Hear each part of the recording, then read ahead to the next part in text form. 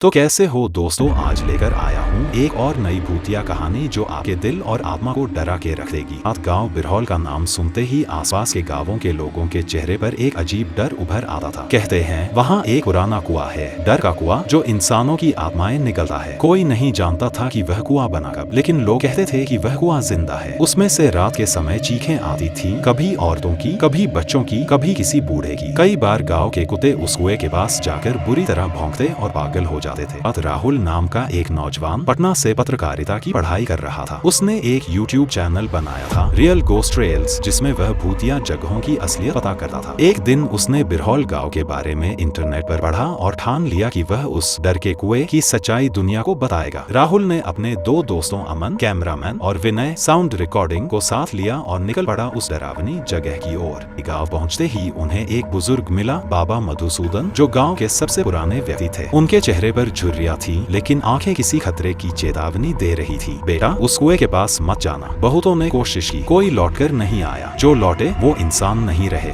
राहुल हंसकर बोला, बाबा अब जमाना बदल गया है, कैमरा सब दिखा देगा। भूत अगर है तो पकड़ा जाएगा। बाबा ने एक आखिरी बात कही, अगर रात 12 बजे कुएं से कोई तुम्हें नाम से बुलाए तो पीछे मत मुड़ना, चाहे कुछ भी हो जाए। दूसरी रात राहुल और टीम ने अपना कैमरा सेट किया। कुएं के पास टॉर्च और IR नाइट विजन कैमरा लगाया और रिकॉर्डिंग चालू कर दी। रात के 11:30 बजे तक सब सामान्य था। झींगुरों की आवाज, हल्की हवा और बीच बीच में उल्लू की आवाज। लेकिन रात के 11:47 पर सब कुछ बदल गया। कुएं से एक भारी सांस जैसी आवाज आई, फिर पानी में बुलबुले उठने लगे, जैसे कोई उसमें से निकल रहा हो। अचानक अमन की आंखें सफेद हो गईं और वह जोर जोर से हंसने लगा। उसकी हंसी इंसानी नहीं लग रही थी। विनय, ये अमन को क्या हो गया? राहुल चिल्लाया। विनय डर के मारे कांप रहा था, पर उसने मोबाइल से ये सब रिकॉर्ड किया। अमन ने कहा, राहुल कुएं में झांक कर देख, कोई तुम्हारा इंतजार कर रहा है। राहुल ने जब कुएं की तरफ देखा तो उसे कुएं में कोई चेहरा दिखा, अपनी माँ का। वो हैरान हो गया क्योंकि उसकी माँ तो सालों पहले मर चुकी थी। माँ की आवाज आई, बेटा अंदर आ जा, मैं तुझसे मिलना चाहती हूँ। राहुल आगे बढ़ने लगा। तभी उसे बाबा की बात याद आई, पीछे मत मुड़ना, चाहे कोई तुम्हें नाम से बुलाए। लेकिन माँ की आवाज बहुत वास्तविक थी। जैसे ही घड़ी में 12 बजे, अमन अचानक जमीन पर गिर पड़ा और बेहोश हो गया। कुएं से एक गहरी काली परछाई निकली, बिना चेहरा, बिना शरीर, बस एक साया। उसने राहुल की तरफ हाथ बढ़ाया। राहुल पीछे हट गया, पर तभी विनय पर साया चढ़ गया। विनय की आंखें लाल हो गईं। उसकी गर्दन धीरे धीरे पीछे मुड़ने लगी, एक असंभव एंगल पर। वह गुर्राते हुए बोला, जो अंदर आता है वो जिंदा नहीं जाता। तुम्हारी बारी है राहुल। राहुल ने किसी तरह अमन को उठाया और मोबाइल में रिकॉर्डिंग स्टॉप की। वह चिल्लाया, यह साया कैमरे में आ चुका है, अब ये सच दुनिया देखेगी। लेकिन जैसे ही उसने कैमरा उठाया, वह जलकर राख हो गया। राहुल किसी तरह अमन और विनय को लेकर गांव के स्कूल में भागा, जो बंद था, लेकिन वहाँ थोड़ी रोशनी थी। बाबा वहाँ पहले से खड़े थे। तुमने उसे जगा दिया राहुल, डर का कुआं अब शांत नहीं रहेगा। राहुल ने रोते हुए कहा, बाबा ये सब क्या है? कुआं बोलता कैसे है? लोग मरते क्यों हैं? बाबा बोले, वो कुआं एक तानाशाह तांत्रिक की समाधि पर बना था। वह इंसानों की आत्माओं को अपने जीवन के लिए कैद करता था। जब लोगों ने मिलकर उसे जिंदा गाड़ा तो उसने शाप दिया, जो भी मेरे पास आएगा उसकी आत्मा मेरी होगी। अब उसकी आत्मा कुएं में कैद है और हर 10 साल में उसे 3 नई आत्माएं चाहिए। राहुल कांप गया, तो हम तीनों अगली कुर्बानी है। बाबा ने चुपचाप सिर हिलाया। तीनों दोस्त स्कूल में छिपे रहे, लेकिन विनय अजीब बर्ताव करने लगा। वह दीवार पर खून से लिख रहा था, मैं जा रहा हूँ, कुआं बुला रहा है। रात 1 बजे वह चुपचाप बाहर निकला और कुएं की तरफ भागा। राहुल और अमन उसके पीछे भागे, लेकिन बहुत देर हो चुकी थी। विनय ने खुद को कुएं में गिरा दिया। कुएं से तेज चीखें आईं और अजीब रोशनी निकली। अमन फूट फूट कर रो पड़ा।